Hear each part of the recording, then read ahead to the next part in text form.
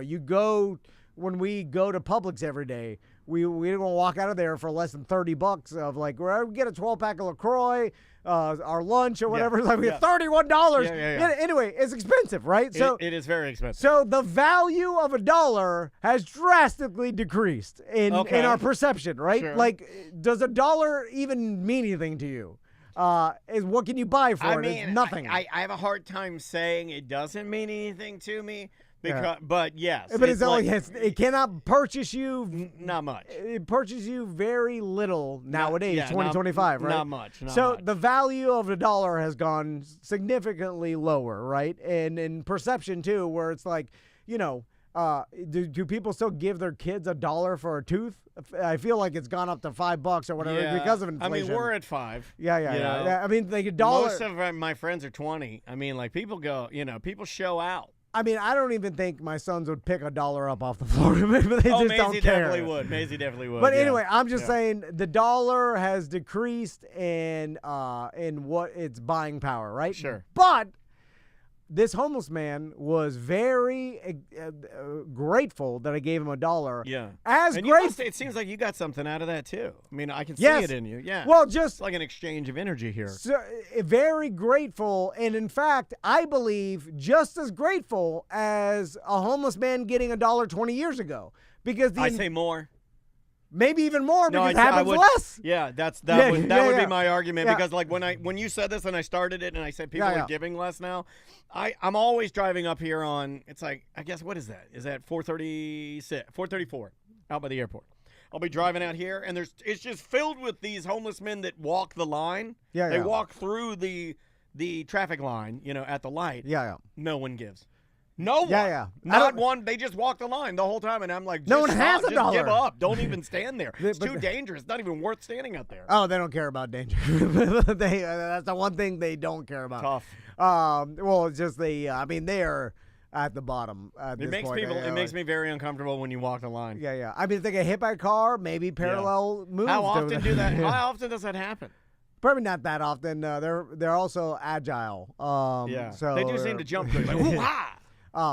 And if they get hit by the car, maybe there's some sort of financial windfall could happen. So it's not even that bad. Anyway, my whole point of this is it's never been a better value for $1. Yeah. For the feeling you get when you give a homeless man $1, because you feel like you're like, I'm a good guy. And he was super appreciative. And for 1 second, you are. And so it's not even myself. It's like he was legitimately appreciative, and I could tell in his eyes, and he said, thank you, God bless you, and I felt like he meant it. And that exchange, I think they mean it. That exchange of energy of that human being super appreciative of what I did was only $1. Good value. That's all. Like it was like to pay $1, which can buy less than anything nowadays. Better than a lap dance. I mean, a lap dance you normally get a minute and a half, and it's like it was $25 in my day. Yeah. Like, and you get like a minute. They don't give you the full song. Like I think $1 to the old man. He takes it, says, God bless you. Yeah. And it's a meaningful God bless you. Yeah. I think I'd agree with you. And so I'm saying it's never been a better value to give a homeless person $1 than right now. Okay. And I like that. So you want everyone to start doing this? I'm just saying, try it out. Yeah. Because when you give $1, you're like, I'm giving them something that's worth nothing to me. Over the course of can't buy anything because inflation is so bad and like things are so expensive. Yeah. That this $1 can't buy anything. Coins? Weren't we getting rid of pennies and Yeah. Well, I mean, we should have got rid of those. Well, we were going to. That was in the news I think like a month ago, and then it kind of like dried up. Coins are nothing. Although if you give a homeless man coins, they will thank you, but I can see it's not. I don't think that God bless you is a real God bless you on that one. Yeah. The $1 still has the perceived value to them is higher than its even buying power. Also, the fact that drugs have gone up. Like I know they just want drugs, and so but they don't really like that genuine thank you and God bless you is real at the time, even though they should realize that because of inflation and things are cost more, that when you give them $1, they should be like, that's it. Well, they can't watch the news, right? Well, I guess it just it's emotional at the time because they've been walking so long. Let me add to that. Anything is good. No. When they see the paper, I feel like just like gambling. They're like, could be a $5, could be a $10, it's a $1. But they're not disappointed. They're actually thanking you. At least it's not coins. It is the best value in society right now. Do they I think we have, and say it's not in a car scenario, and say it's in like a city type scenario where they come up to you, ask you for money. Oh, we had that in Seattle where that guy was eating the fish in front of us. For $1, they'll get away from you, which is a great value too. Yeah. Like if you told hey. You for the cost of only $1, a homeless man will stop bothering you. You're like, that's a great value. Yeah, like, I'd pay more. I'd pay $10 for that. But it only costs $1. That is an exceptional value. You've had more interactions with homeless people than probably anyone I know. Good, Why? bad, almost killed by them, giving them rides where they thought you were homeless as well. I mean, no, seriously, you've had a lot of homeless interactions. Well, I'm just not worried. I'm not afraid of the homeless. Especially now, they're weak now. The whole group, there was a time when they were very powerful. And what happened to them going digital? Remember, 10 years ago, everybody's like, oh, they're going to get Venmo, and they're going to have PayPal, never panned out. It does. Unintended with that, never panned out. It does exist. Society refuses to give homeless people We don't money. like to do it digitally? Yeah, you don't get that exchange of energy. That exchange of energy is the value. Phones? What if we did did an Apple Pay and you got to vibrate? No, because the fact haptic. What if I gave you a haptic vibrate? The fact that a haptic vibrate. No. I contend a haptic vibrate is a God bless you. No. It's the new God bless you. The fact that God bless you. They have a phone eliminates your feeling of total destitute. You want them yes, yeah. Even though here's the thing. Probably it's this person, is an addict. He needs some poison. Yeah, definitely an addict. And he's going to use that money. He's not using it for his family. Even if his sign says that his family is stranded, there is no family. Yeah. So it's and then but the value of you kind of believing it could be true and giving them $1 and making yourself feel like you're super philanthropic. Yeah. And did you only tell nice me person. about this, or did you tell Crystal to try and get a Heroes? No, she gets mad at me. She's like, you're contributing to their addiction. Oh, she doesn't give to the homeless people? She does, but this is a nothing because she's like, what $1 worth? Give them $20. What's better for society, no. Tipping the homeless people while you're in traffic, or tipping out the medical marijuana dispensary people? What's better for society? Oh, the homeless. Well, the value is in the homeless. Yeah. Tipping the medical marijuana people $1, it gives me no joy. Yeah, but I get suckered into doing it. But I get suckered into doing it. They're like, we got to round this up and give you the change. I know why you're doing that. You're putting stickers on. I know why you're doing that. Wait, your job is not that hard. And then also your advice. I guess there's some value in if you get, but I never ask anybody for advice. I'm like, I know what I like.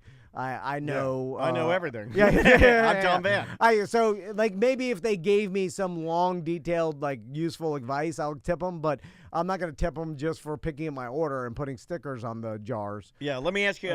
Too easy of a job. Let me ask you an AI question, since you're winging around the word value a lot. Even the chat room was talking about the value is in the homelessness. Okay. Yeah. Then let's talk about the word value for a second. What is the value of a meme? And if the new model of ChatGPT, if it can just make a meme out of nothing, is that still a meme? If it's an AI meme, this has been going on, I think, for a while, right? Well, no, but this is something I've never seen before. Okay, so for instance, if you wanted to make a meme about, let's say, giving $1 to a homeless guy, right? You could go to Google image search and you'd search Steve Carell, The Office. You'd pull up a funny picture of, let's say, Prison Mike or something, and then you'd write what you want in a meme maker, then you'd send it to your friend, right? Yeah. But what I mean is, now you can describe to ChatGPT what meme you want, and it'll create the picture of Steve Carell. It's not even a real picture of him. Yeah. Is that even that's a nothing then, right? Well, that's the same thing with the songs and stuff like that. Yeah, I think I'm done with it today. I think I'm done with it. After seeing the meme, I'm like, I don't know. Well, nothing has value anymore. Yeah, well, once a computer can then puke out 100,000 a day, and then one of those 100,000 will become viral. Yeah. And then it's just keep doing it. And then 10,000 different generators are doing it. Yeah. And then it's just fills the internet with you don't know what's real. Yeah, that's the dead internet theory. It's there. Yeah, we're there. I mean, and then people just. Because it even asked me. I was like just doing something. And then ChatGPT was like just organizing. Actually, I was organizing. You and I were organizing some changes we would make on the website. And at the end of it, it was like, do you want me to make a meme out of this? And I'm like, okay. The same thing's going to happen with reels. It used to take some effort to make a reel, right? There was like creativity and thought put into it. You'd. That's why I don't adhere to those things that take your show and pull the best pieces and then throw all the videos out on TikTok and Instagram. Yeah, weird. Well, what happens is that takes the jobs of the Melissas of the world. And it's not as good. It's never as good. It's not, but it's free. Right. So it's like, if you're a business, you're like, okay, and especially if you don't have the money to pay a Melissa, a human, to do it, which most people don't, then they're going to just go that route. And then it just devalues everything because it's just a bunch of little clips. No one wants to see them anymore. Once there's a million of them, and they're just like, okay, you just keep scrolling. Yeah. I don't know. But you're right. With the memes, I just had never thought about that. It's very weird to think that we went from a place of like, the infamous meme where it's like guy walking with girl and he's turning around and looking at other girl walking by him. Yeah. Like you can create that. Like it's and not then you even, put a little funny thing Yeah, on. but it looks exactly like it. It's just a little bit different. I don't know why that's like fracturing something within my brain, but it is. There's something wrong with that. Yeah, it's just taking what used to take some man hours to do and then making it zero. Well, same thing with the songs. It used to take a lot of effort to put together a song, and then the value of that, like, wow, someone recorded this with real instruments. They learned how to play an instrument. Like all these things. Like we're talking about 10,000 hours. Even if you started with just learning to play guitar, all the way to a guitar song with vocals and recording. Like we used to have to go and pay in the 90s $1,000 an hour to record, to go in a recording studio with your band and then like record and have an engineer. You'd have to learn all the instruments, all that work. It's time. To 12 seconds. Yeah. What we need is some AI healing. That's what I need, is to be able to heal my hip in 12 seconds. We have someone calling. Oh, not that one. Let's see if they're here. Hey, thanks for calling A Corporate Time. Who's this? It's Rob, man. What's up, guys? What's going on, man? What's on your mind? Oh, man. Hey, real quick. This app is going to make me absolutely drive off a bridge. I'm sure you heard it a million times. That was the goal. The goal was to make our app, the goal was to make our free app so bad that it drives our listeners crazy. Rob, well, let's talk about this. Are you using it just for the BDM shows?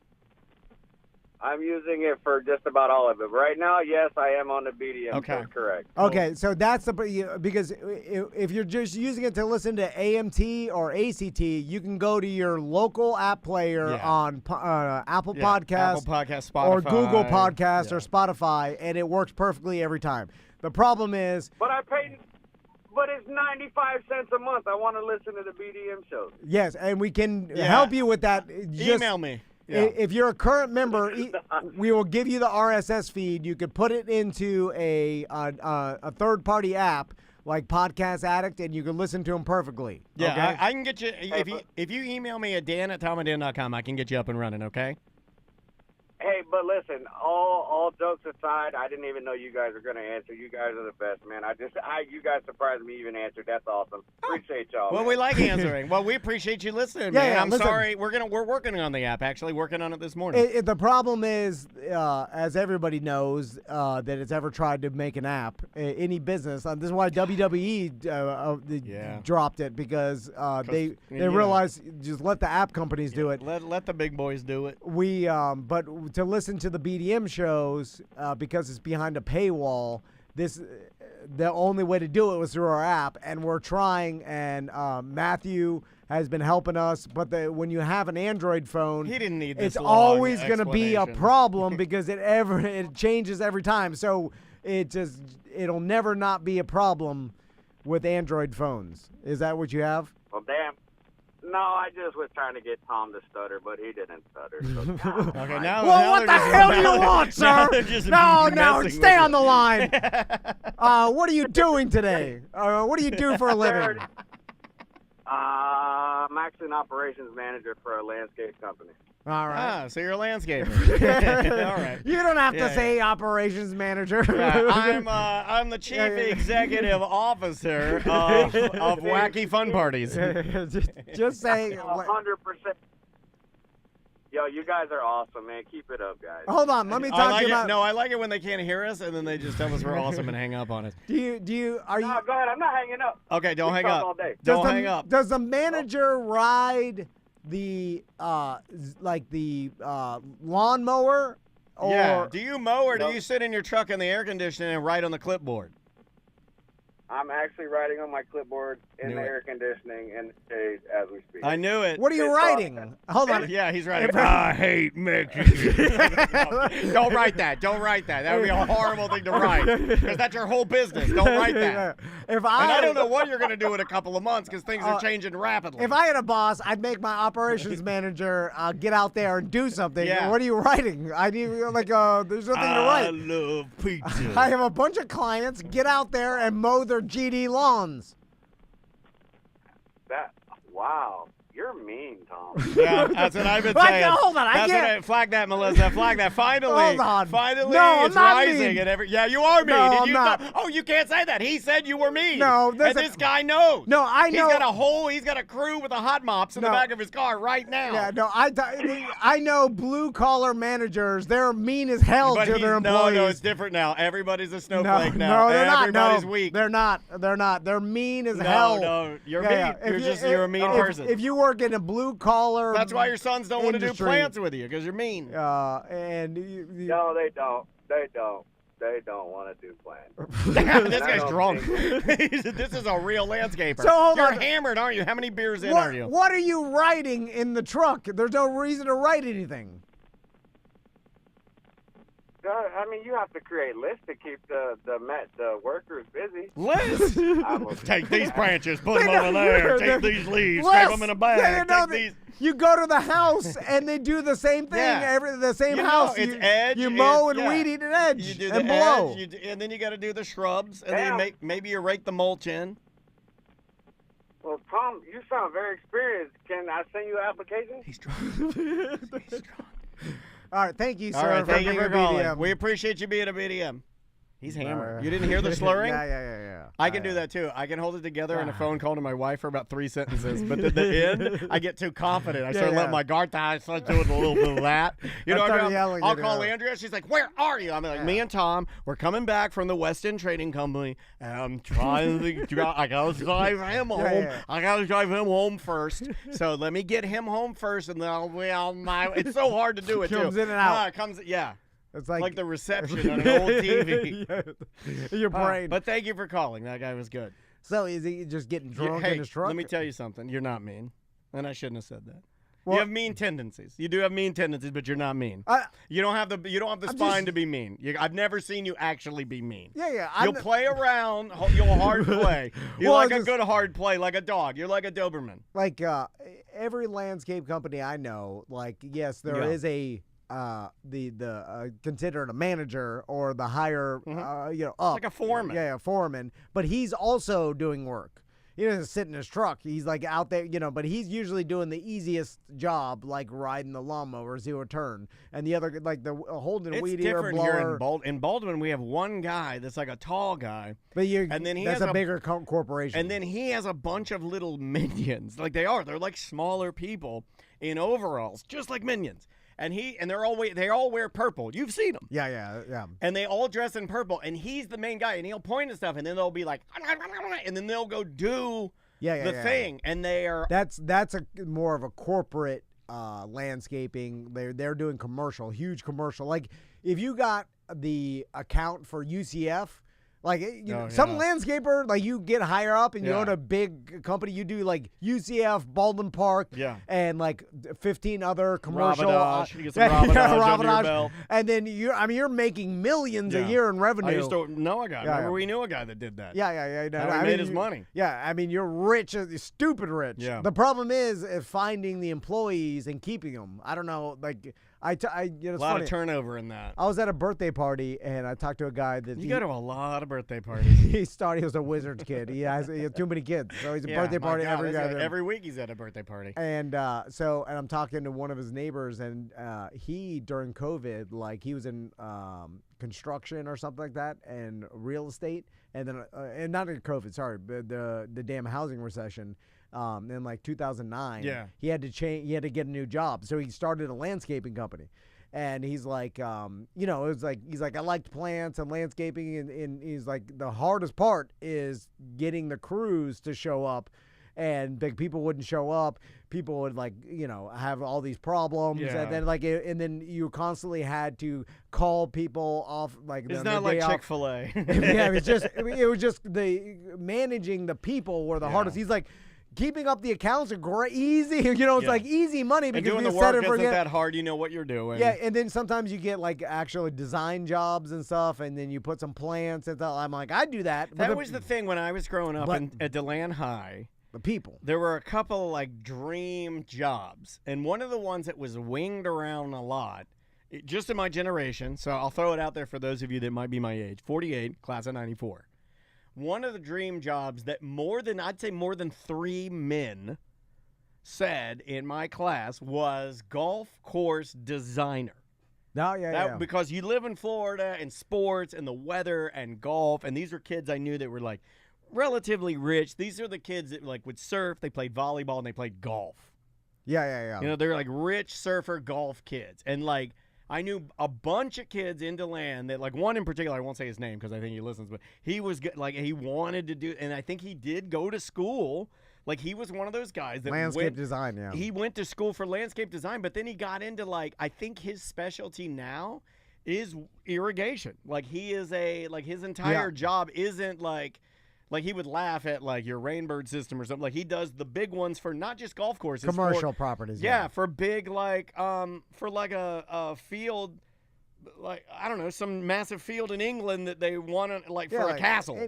Or any giant commercial property that needs irrigation. I mean, even go back to UCF. UCF has tons of landscaping around their entire campus. It all needs to be irrigated.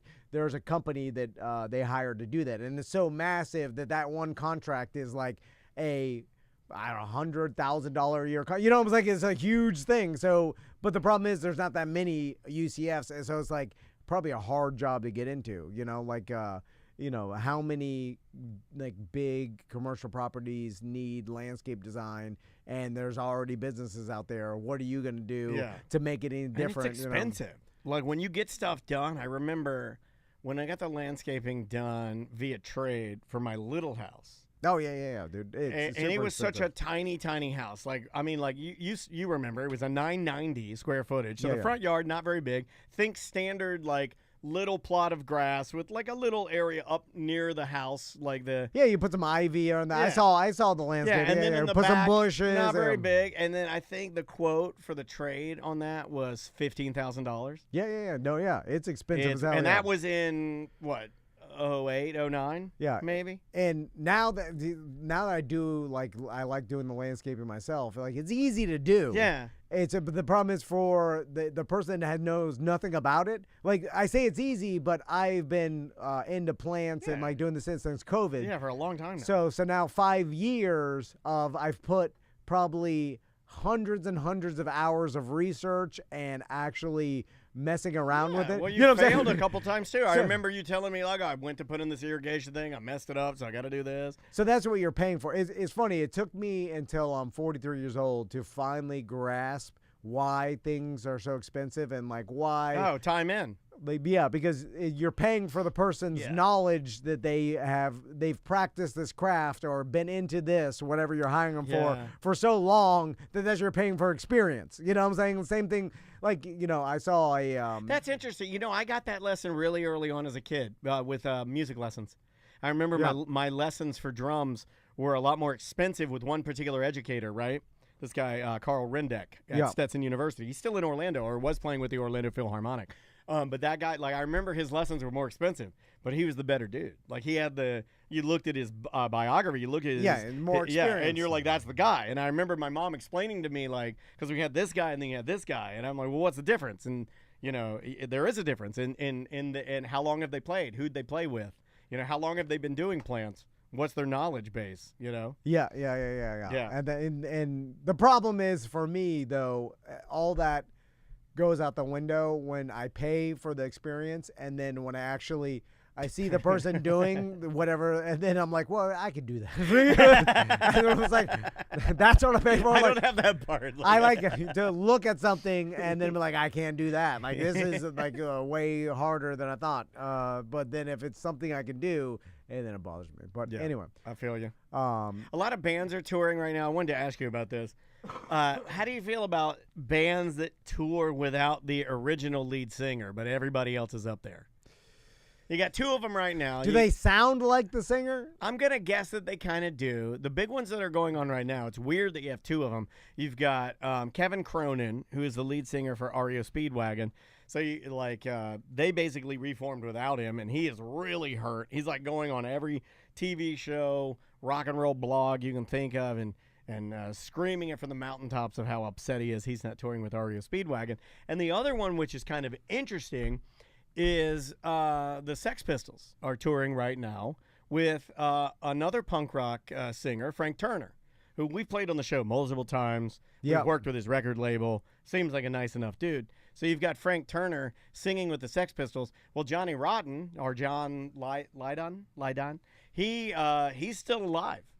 And, he's like, why would you even go see this? It's just like karaoke. Where you're seeing a younger dude, and he's a younger, cool guy, and he's playing with the other Sex Pistols, but I kind of agree with him. Why would you go see the Sex Pistols with Frank Turner over seeing the original Sex Pistols if everybody's still alive? Well, the original Sex Pistols don't like Fred Turner. That's why. No, they do they're with him. They're with Frank Turner. They don't like John. They don't like Johnny Rotten. Yeah. Anyway, yeah. No, I understand that, but that I think, why do people have such a hard time with things ending? It's not the real thing. It's not. The new Pantera that's out and touring. You really only get, Rex. You get the bass player and you get Phil, the singer. Everybody else that really and truly made the music of that band truly unique is gone. Why not just let it go away? What's wrong with that? Why do we have to keep it going, and then why run the risk of tarnishing the image of something that was already great? Because people will continue to buy tickets for it. All driven by money. Yeah. Well, I mean, that's the reason these people are doing it. Yeah. It's the reality. And these bands, they don't care that they're diminishing. To them. Do any of them see it? And did Seinfeld, when he said he didn't want to do that, so he ended on a very high note. Do you think he was really doing that? Has anybody else really done that? Doesn't seem like people like doing that. Like Andre 3000, perfect example of somebody who could do it. You get to the top of the mountain, and you're doing your best, and you're like, well, I think if I continue, I might harm this. So I'm just going to enjoy it. Yeah, well, I guess it depends on how much money you made. A lot of these bands didn't make, especially the band members, didn't make that much money. Older Sex Pistols are hurting right now. I'm sure they need cash. So then they're like, who cares? We just want to go sell tickets. And if the people come and have a good time, then who's the loser here? Except for the original singer that didn't, but that's whatever their business and why they don't. And that's their relationship, sure. Yeah. So it's like, it really isn't harming anybody because you're like, hey, we're I guess it depends. I guess if you bill yourself as the Sex Pistols and don't mention that the original singer, I don't think they're allowed to do that. They have. I think it has to be the Sex Pistols with Frank Turner. Okay, yeah. So then, as long as they, I don't think they're defrauding anybody. No, then it's like, all right, I'll give you a good example. Yeah, give me one. So Sublime with Rome, I wasn't necessarily interested in putting in the effort to go see them, right? Sure. Because I did enjoy when we saw Badfish. Oh, they were great. Well, but Bradley was just, had not just, but Bradley had passed away, and how were we going to see anything close to Sublime? But Sublime with Rome was around when Badfish was playing when I saw him with you. And but it was cheap ticket, whatever. I was like, I'm not. Yeah, I don't motivated. think Sublime and Rome were together at that point. Okay. Not quite yet, but yeah, I see what you're saying. But now that it's Bradley's son, I am motivated because I'm glad you brought this up. Just that difference in the fact that it's actually connection. And I'm like, man, I remember the album cover with Bradley playing acoustic guitar to his baby. Yeah. And like that's burned into my childhood memory. Correct. And then I'm like, now that his son's actually, and then they going back to value. Now I'm like, I would go. I wish they I'd travel to Colorado to see him at Red Rocks. Oh yeah, I think they did play there because that would be a cool. They have show. a new album coming out. I'm glad you mentioned it. Like, but for sure, if they came to House of Blues or whatever, I'd go see them because that would be cool to me to see Bradley and the original Sublime members playing. For some reason, it gives me chill bumps. And, I'm a Sublime fan. I wouldn't say I'm like the biggest fan, but yeah, I would go to see that too.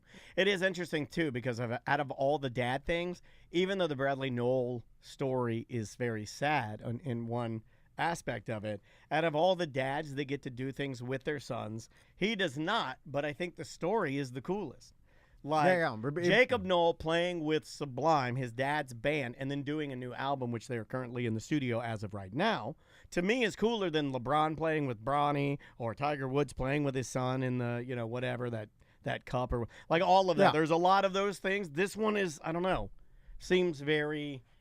And I'll tell you, a lot more intimate and a lot more meaningful. Remember when Queen went out with that guy, Adam Lambert or whatever, like that? Even though I like Queen, like that, I wasn't interested. No. I was like, I wouldn't spend a bunch of calories and money to go see that. Yeah, I'm just not as interested. And he's a great singer too. Yeah. That's the thing. It's just like, I understand. So and then with other bands, sometimes the lead singer is not as important. To the overall experience of seeing the band. Yeah. So, but if it is, and the lead singer was the focal point, then I feel like, are you really that motivated to go see? It's happening right now to Linkin Park. They reformed with a new lead singer. They got that, the girl singer now singing with them. I'm blanking on her name. But as of this morning, I read, I wasn't even going to talk about this, but I read a headline where they are doing a massive show at Dodger Stadium, and it's too advantageous for them. They're having to pull back tickets. That's too big of a venue. A lot of bands are having that problem. Black Keys had that problem where they went to do a world tour, and then they had to roll their whole world tour back because no seats are selling. Casey Musgrave had that problem in Canada. Yeah, people are not buying these big because it's too, I almost cursed, it is too expensive. It is way too expensive to see some of your favorite artists. It's wild. It's completely out of control. And Kid Rock and Trump are going to do something about it. They met in the White House yesterday about ticket scalping. That's the only reason I mentioned that. Oh, okay. Yeah. But it's kind of, I see the pendulum. It swung hard right after COVID, and everybody's like, let's go out and see live shows, live events. Obviously, everything, the values in the live for bands and stuff. And now it's just oversaturated. Like there are a lot of stand-up shows, a lot of venues, way more than there used to be. Yeah. There's a ton more venues. Stuff to do, yeah. Than there was even 10 years ago. Oh, my God. Are you crazy? I can name just ones we work with. So, and we're seeing them all a lot more because it's never been easy to advertise. Like, I see a lot of stand-up shows come through Dr. Phillips, and they'll show up on my algorithm on my Facebook, and like they'll promote them to me because I fit the demographic, or because I clicked on some YouTube video one time of one of these things. It's like, yeah. And so there's like, I have a choice of 5 different awesome shows every weekend to go to.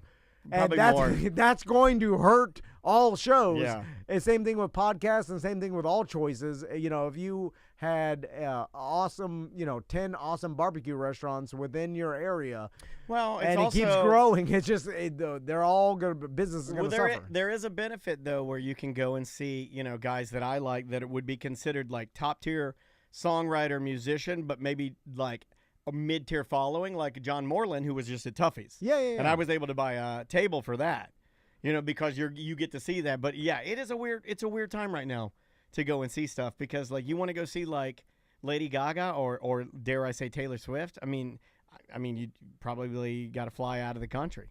Yeah. To save some money on the tickets. But there's so many different options that, of course, is going to hurt sales of all, A few more bands that people in the chat room are saying, kind of kicking around about the lead singer. Ricky says, Alice in Chains did a very good job of replacing Lane Staley, at least on the first album with him. Yeah, they got that Robert Duvall, which same name as the actor, I think, is the new lead singer of Alice in Chains, and it was a black guy, and he's really good. He's an excellent rock and roll singer. I'd never heard of that guy before, but I was skeptical because I'm like, well, who the hell is this guy? But he's really good. But I think everybody's realizing William Duvall, sorry, not Robert Duvall. Not to go back to value again, but I'm glad the chat room is able to correct me. All these bands, they realize, even though they're retired or whatever, all sitting around, and they're like, wait a minute, the Alice in Chains brand still has value, like just from how big it was at one time. Sure. And it touched so many people that if we, I'm sure they test it out too. They got people like, hey, let's do one of these shows and see what it sells. Jerry Cantrell as a guitarist and songwriter is phenomenal. So, yeah. I mean, and he's got a following himself. And then all of a sudden they're like, oh, okay, we can each make $30,000 a show here. And then let's just put together a small tour and do it. And like, I'll make an extra. Like, what are you doing? And it is fun. You're all retired. Yeah, we're like, musicians and we like doing it. Yeah. And so then they're like, why aren't we doing it? Especially if there's no bad blood, you're healthy. Yeah. You can pick and choose what you want to do. But even if there's bad blood in one member, just like we're talking about, the lead singer or whoever, the most famous or the most important part of the band at one point is now, ostracized and not a part of the band. Sure. But we could still legally somehow, like maybe they all own a portion of it or whatever. The lead singer, they could tour. There's like, they get a new singer and they're like, oh, we still sold enough tickets to make, 15,000 a show or whatever. Like, let's go do it. Still Why lot not? Of money. Yeah. And like you said, it could be fun. You're not doing anything else. Yeah. And I do think a lot of those guys, after they've hit it big, like, I mean, there's no way that Jerry Cantrell from Alice in Chains wants for anything. Yeah. Because he did it, right? But if he wants to go back out and showcase his music, which I can kind of look at him and tell he's that type of guy, like, he's an artist. Yeah. And he wants to do that. You're right. Like, I think a lot of these guys are fueled with the, like, well, why not? What else am I going to do? What's interesting to me is when a band decides to stop doing it, even though they could still do it. Oh, there's a big one right now.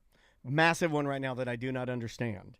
And it has to do, I believe, with mental illness and bulimia and okay. Well, that's kind of out of their hands. It's like they're doing it because of Silverchair. Remember the band Silverchair? Yeah, I just saw a clip on TikTok of them playing above MTV studios down in New York. Like, remember like they played TRL? They played on the roof of TRL. Yeah, out like to Times Square. Oh, that or was whatever. Massive, dude. And I just saw. We the don't clip get things of that. like that anymore. Yeah, no one cares. Yeah, you might get it digitally, but you're not going to get something like that. But yeah, I believe his name is Daniel Johns. He, they were going to get back together, I guess, is it the 30-year anniversary of the album Frog Stomp, which has, what's the name of that song? All the hits. Yeah. Anyway, but they didn't. But I guess he's just not into it, and it sucks. Andrea, my wife, loves Silverchair. I like Silverchair. They're a good band.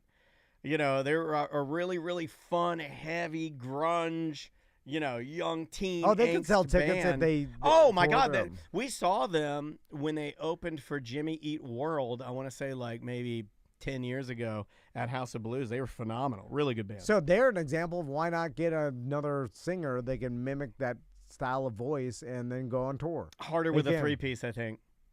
Because the singer's more concentrated. True, but they could do it. Tomorrow was the name of the song. Thank you, chat room. They could hold auditions and then find someone close enough. And I'd go see him probably. There's a musician out there that would do it. But then would the singer sign off on it? Who knows about what the deal is? Sometimes, I don't know. Sometimes the lead singer puts together the band and therefore has the majority power, and he's not going to sign off on it.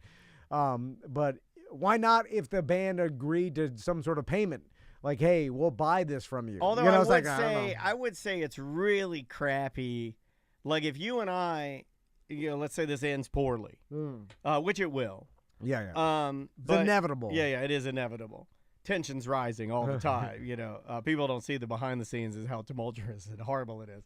But it would be really crappy if either one of us, I want to get another little person. I wrote that down. I know. And he's going to do the same thing you do. I've lined up an audition. Super Dave from MMO might slide into your role. We wouldn't even have to do anything at that point because you guys have the same body type. And continue doing it. I would say that's fine. Or you just agree? I would agree. Now I'd have to pay you something for the brand. That's not fair. I got paid enough doing it. Okay, so you're not doing this is a 50-50 partnership. Yeah, but that's what I'm we saying. ended it. You don't need to buy me out. You just take it and it's yours. Well, now. to use the Tom and Dan brand, are you just gonna give it to me? Yeah, all right, I'll write that down under little person. Yeah. I'll give it to you. All right, little people person, are very benevolent. Daniel will give it to me. See, so if the opposite was true, and let's say I decided to quit, move to Colorado, become a rock climbing tour guide. Yeah, rock climbing tour with guide. My sons, and then run a small rock climbing van and sons. Yeah. Rock climbing, where Daddy does all the climbing. I don't know why you trust this guy with your life.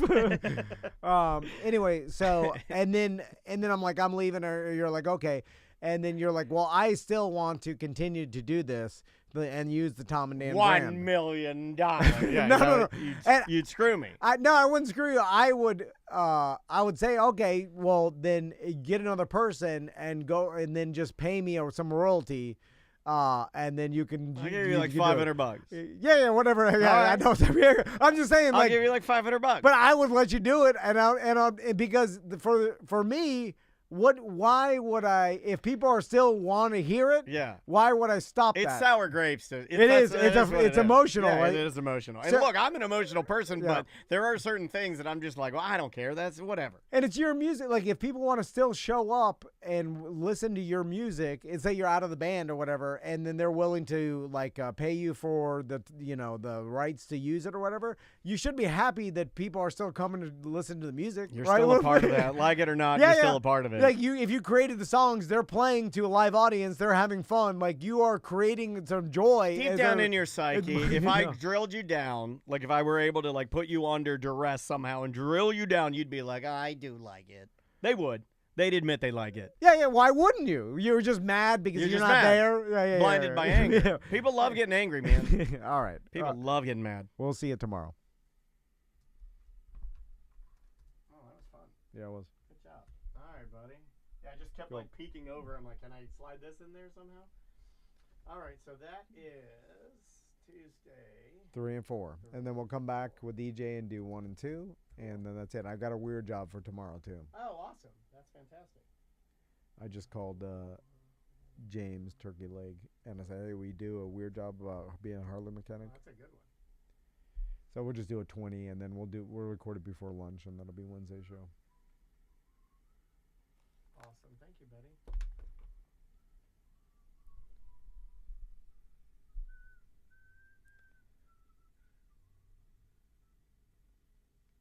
Oh, we had that Tuesday 4, that 20 minutes. What was that? Oh, we did a Tuesday 4? Yeah, I have one. Let me see. What was it? Oh, shit. I can tell you right now. Maybe we'll just put that for Wednesday too, and we'll just do a 20-minute weird job.